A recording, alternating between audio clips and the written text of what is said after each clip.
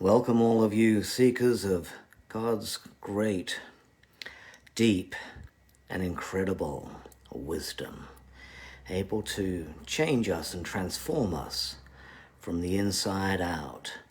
God looks to us to look to Him, to access that which is impossible to find were it not for His transference of a knowledge and an understanding and an insight and a wisdom that is altogether different from anything that we could muster for ourselves.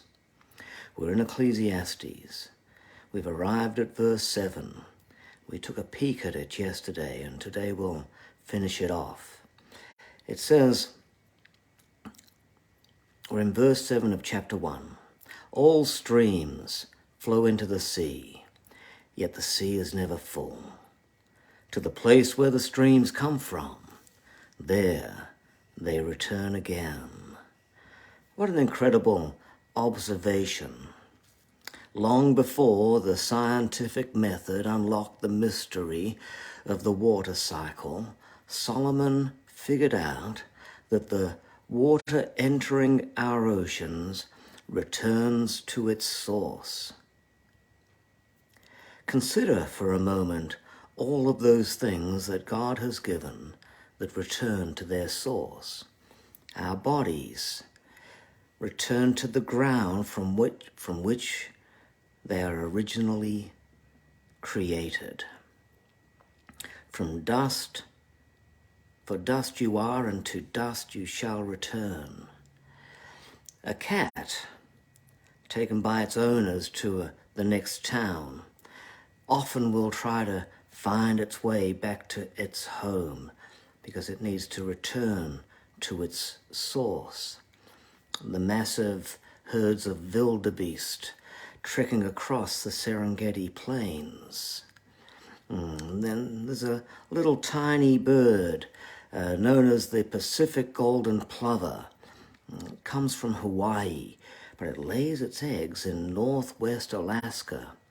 When the chicks are only a few months old, the parents head home to Hawaii, leaving their chicks behind because their little chicks are not yet able to fly. Just before winter, the chicks all rise up from the ground and begin the trek towards the Hawaiian Islands. They've never flown the route before. They cannot swim. They do not soar. They can't glide. They weigh a mere 130 grams, and their brain is the size of a 5-cent coin. Yet they can travel a distance of 4,500 kilometers. If there's a cyclone, they'll fly around it. If they can't fly around it, they'll fly over it, going as high as 16,000 feet if necessary. And they make the journey to Hawaii in just 3 or 4 days, returning to their source. God is putting forward a compelling case for man to return to our source.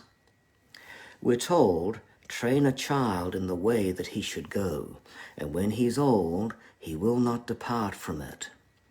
The child will return to their source. That is how we've been made. Jesus told a parable. A certain nobleman went off to a distant land to receive a kingdom, and then he returned. This is speaking about Adam, and hence it's speaking about all of us. We fell, we walked away from God, but we desire to return because God has put a certain nobility, a desire within us to return to our source. We can travel the 7 seas, but there's nothing there that can fill us, and so we must return to our source. Have you ever had that homesick feeling? When you're homesick, you don't see any point to remaining where you are.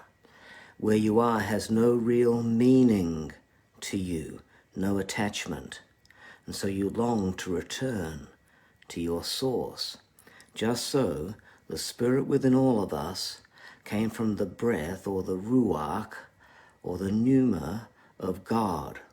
Our spirit desires relentlessly to return to its source, to return to God. So note how the teacher describes the nature of our returning. He says that the streams will return to their source.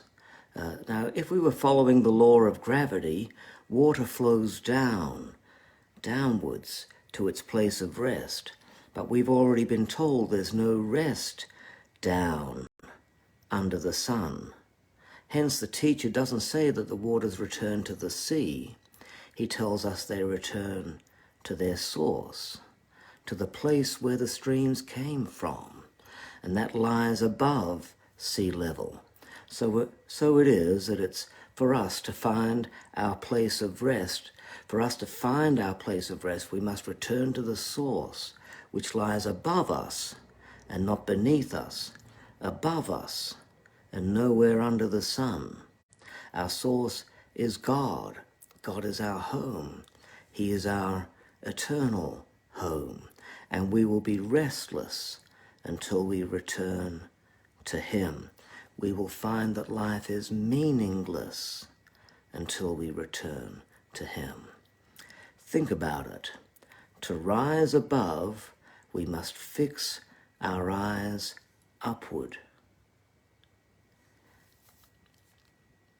Hope you've enjoyed today's wisdom. I pray that you will return to your source. You won't find rest down here under the sun. Your rest is above.